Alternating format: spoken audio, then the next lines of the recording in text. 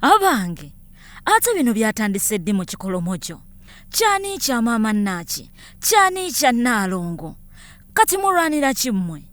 Kale muveewo mangu. Mulwanira mutya mu kifo ekitunula bwe kiti?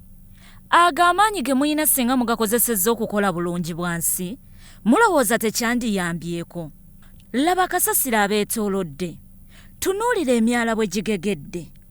Kyokka ekyennyamiza nti muyina n'abaana abato. Maama ayoza baketi.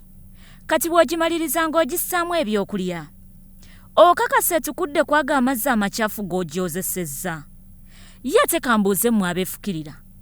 Munaaba bujama oba mwongera bwesaaba? Ab'Ekikolomojo, ngamba abawangaalira mu Mbale Industrial Area. Nga muli bubi. Mwenna muli mu kanyigo kakirako kano akeeruweero. We muliira tewanyuma. We mutudde bujama bwereere. Ne we mutundira ebyokulya nawe wennyini nedda. Temusobola yadde okweyonjaako.